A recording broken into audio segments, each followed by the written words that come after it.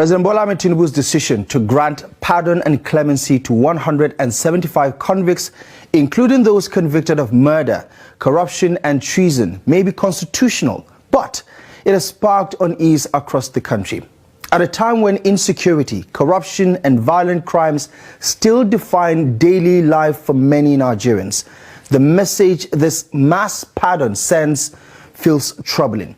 Now, the data shows that drug offenses top the pardon list, with 70 inmates representing 40% freed.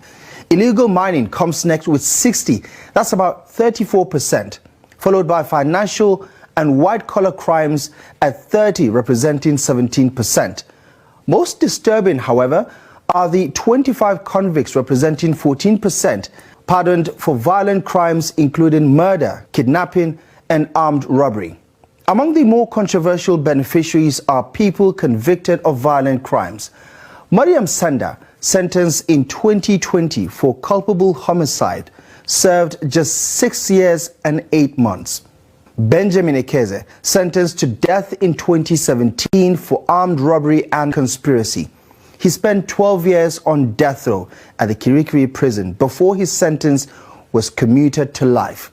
Kelvin Prosper Oniara was one of Nigeria's most feared kidnap and robbery kingpins. Arrested back in 2013 by a joint team of the Army and DSS, he was behind a string of high-profile kidnappings, including that of barrister Mike Ozekome, SAN, and the murder of former Anambra Deputy Governor Dr. Chudi Nwike. His gang killed several police and military officers and operated detention camps across Delta, Edo, Benue and Abia states. Before his capture, Kelvin had at one point issued a 60-day ultimatum to the federal government threatening mass violence if his arrested gang members were not released. Now, 12 years in prison, he has been granted presidential clemency. The official reason given was that he has shown remorse and is furthering his education through the National Open University of Nigeria. A decision many see as a mere slap on the wrist, considering the gravity of his crimes. But perhaps the most telling of all these cases is that of barrister Hussaini Umar, convicted in 2023 for laundering 1.1 billion naira. He was accused of falsely claiming to represent the Nigeria Customs Service in a 1.1 billion naira housing deal. Now, less than 2 years later, he's been asked to pay the ICPC 150 million naira and then walk free. A small price compared to the sum he was charged with laundering. Meanwhile, thousands remain imprisoned across Nigeria for petty theft, minor drug offenses, or non-violent misdemeanors. People whose lives have often been irreversibly damaged, while more serious offenders receive presidential mercy. The same presidential list also extended posthumous pardons to long-dead figures such as Major General Mamman Vasta, executed back in 1986 for alleged treason, and Ken Saro-Wiwa alongside the Ogoni Nine, who were hanged in 1995 by the Abacha regime. While the clemency for these activists and soldiers carry moral weight, correcting historic injustice and healing old wounds, the inclusion of those convicted of grave contemporary crimes blurs that line between justice and sentiment. The Constitution does give the president the power to show mercy, but mercy, according to most, must strengthen justice, not weaken it.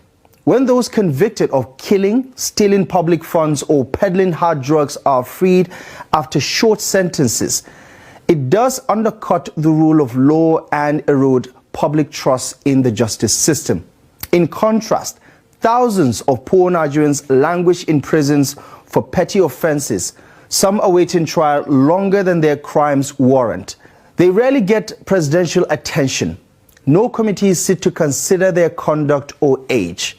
For them, mercy is a luxury reserved for the influential. Still, the posthumous forgiveness of national heroes like Herbert Macaulay, convicted by colonial authorities back in 1913, stands out as a thoughtful gesture. It honors the memory of one of Nigeria's founding figures and restores dignity to names that helped shape the nation's struggle for freedom. But even such symbolic gestures cannot overshadow deeper concern. In modern Nigeria, justice appears flexible for the powerful and unbending for the powerless. Presidential pardon should correct injustice, not reward notoriety. Mercy should comfort the wronged, not the wrongdoer.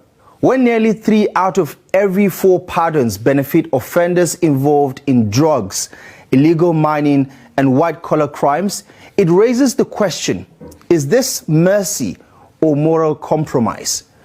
President Tinubu's gesture may be lawful, but for many Nigerians, it feels like justice has been compromised.